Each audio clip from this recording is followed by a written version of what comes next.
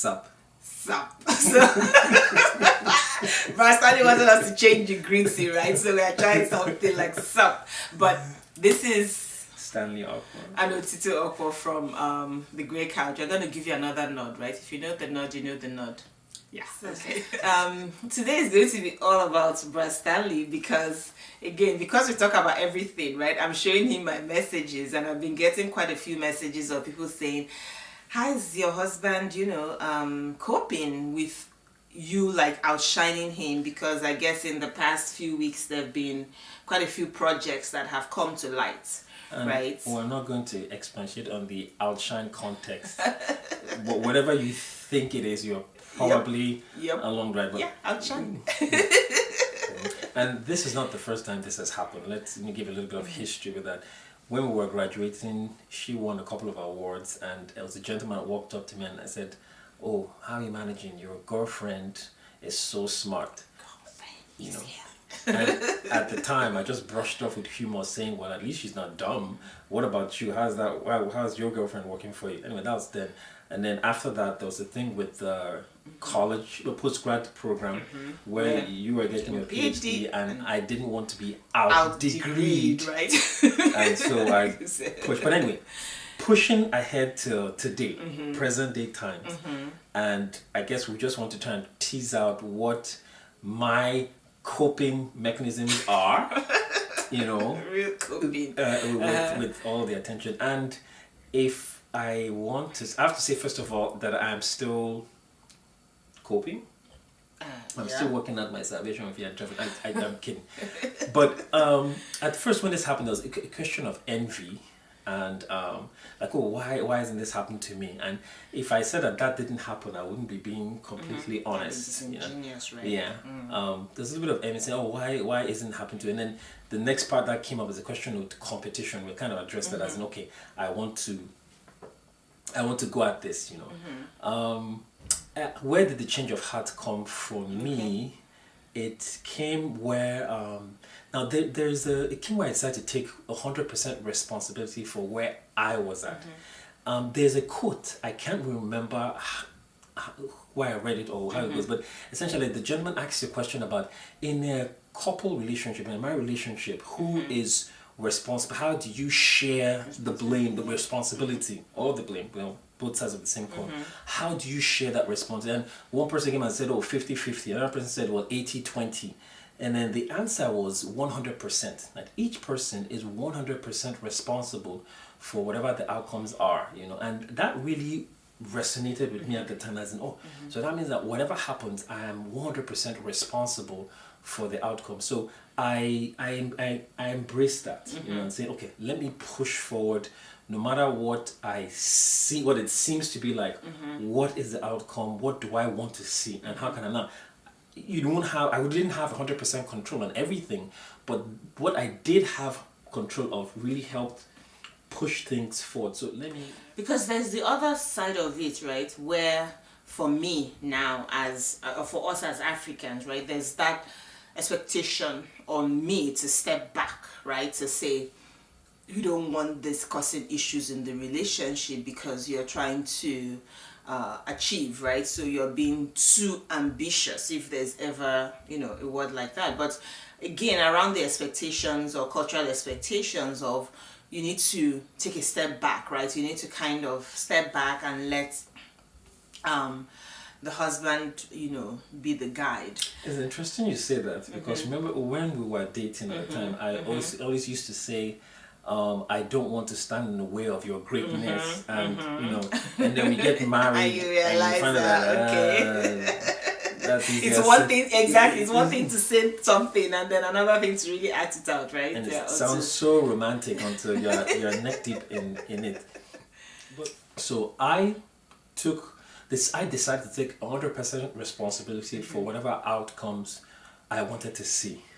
And that was, I guess, where I had a switch in my mind, so that no matter what was going on, all right, what can I do to not just get out of the way, because that was my old philosophy, as in, I want to help you, so I'm going to get out of the way. But I found out that was actually hurting. In fact, you didn't have my full support. You didn't have my full support.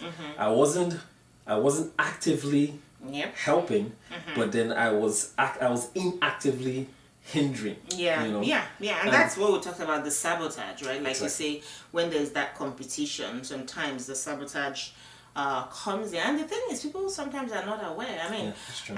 I would hope that people are not aware. Let me just, True. be outright there and say that you really hope that that's not your goal or your intention for your other, for your significant other, that they're not going to succeed or anything like that, right? So, yeah. But how about the other perspective, right, from the woman now? Which is why we said, we'll talk to the guys and we'll talk to the women, right? Because I remember, we had the conversation where I said, how do you follow someone who doesn't know where they're going, right? In that sense. Yeah. That was another painful one. We will still talk about that one. But, I remember the first time that I sat in, group coaching, and when they asked me what was my, concern, in terms of your success meter, right? How, if you see that your success, and what you think could hinder it. And, which is where you say kind of you're being honest about the state of your relationship or whatever. For me, it was quite frankly, the fear of success, in the sense that if you got too successful, right, people were going to leave you, right? They were going to leave you, right? And specifically him, I was like, I didn't want a situation where I would be in this place where I was doing all of these things and he felt like he was having to catch up, right? So, and I remember the moderator, right, the coach asked me and said, but why is that my focus? Which is that idea of taking responsibility for your own side of the equation, right? She was like, are you also using that as an excuse to hide, right, from your greatness? To say, I don't want it where my husband will now be, uncomfortable, right? And so, but again, when we say that we have these hard conversations, we do, because we've had this conversation in many shapes and forms over the years, right? And like you said, we're still having it, right? We're still having it. We still had it this week in some shape or form, which is kind of why we're here now, right? So, and what I wanted, remember what I said, that it's almost like you're an AA, as in you never stop trying to be the best version of yourself. But what the imagery that I have is that when you step back, as in for the guys again, when you step back and you're trying to get out of the way, and you're creating that drag, you're inadvertently pulling the person back. But when you get behind them and you push with the person, you give your support, what happens that both people actually move forward, right? Yeah, they're going to move forward. Like, you just find yourself. So that's, I guess, it's almost still like competition. No, cooperation now, right? Because you are still, trying to almost like outdo one another, but on the good side of things, right? You're still saying in terms of helping, in terms of studying, right, to show yourself approved, those kinds of things. And it brings us to one of the central points too in the book. We kind of highlight that this concept is not new to us at all, but the question is not from us. Like, we got it from other like relationship gurus. Lack of a better word. But it's the question of influence, right? Allowing your spouse to influence you in one way or the other, or for them to serve as an inspiration for you to do good, right? Do good by you and do good by them, right? And I think this also kind of it also feeds into personality, right? Or personality feeds into it, right? Because I think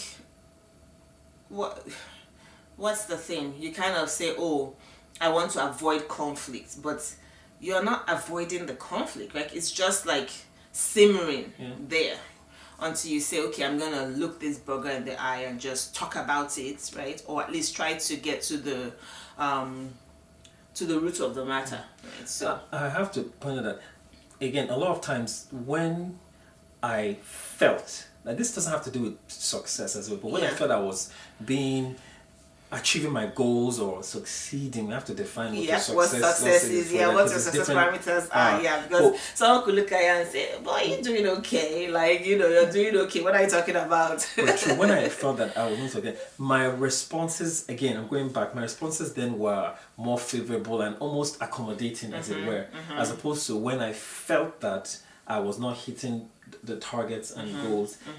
Just different responses at different times.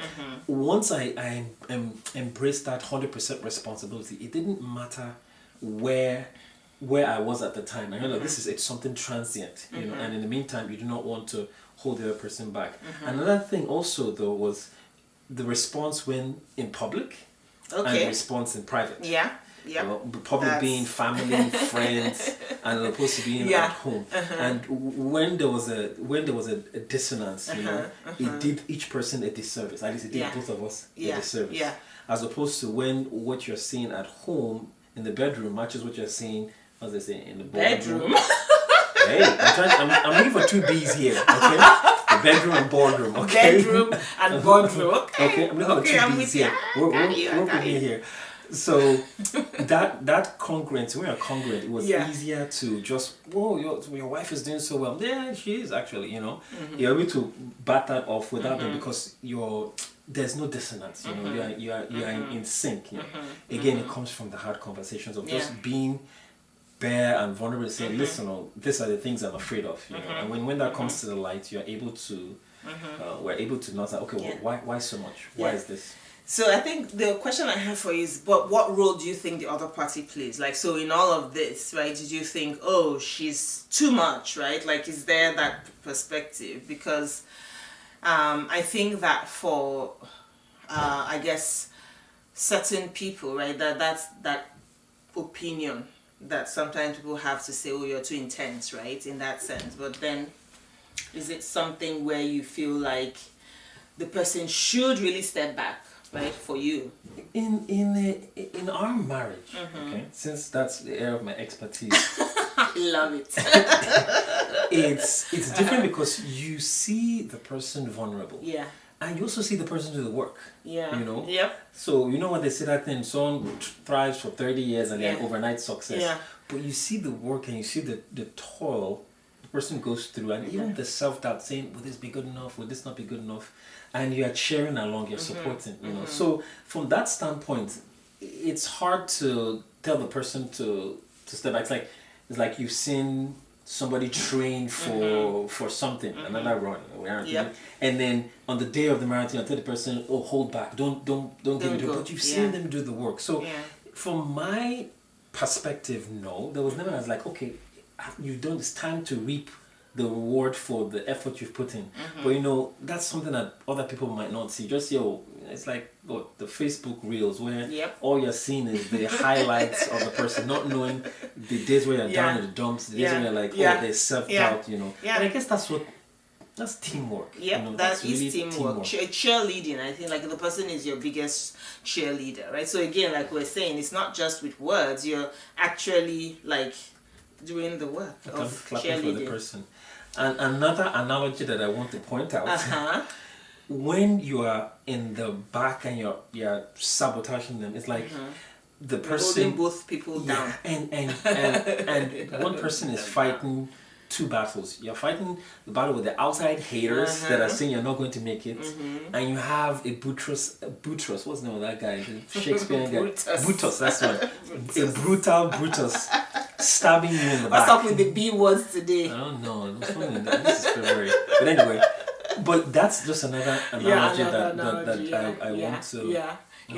And we've said from the beginning, like, we're not going to, what's the word, take no prisoners, right, in terms of talking about the things that we have kind of endured. I don't know about endurance. Hello. Thrive through. Kind of walked through, right?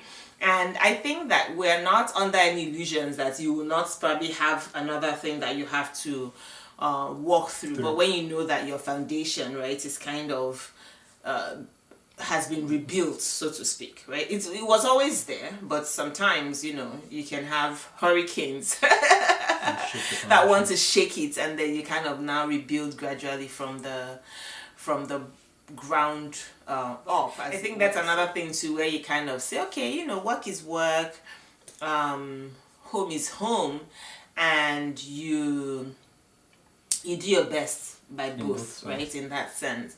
Because I think that was, you know, another thing where it was like, I don't have anything to hold against this person, right? Because on the home front, they're doing what they're supposed to be doing, right? In the boardroom, they're doing what they're supposed to be doing. And in the bedroom, they're doing what they're supposed to be doing.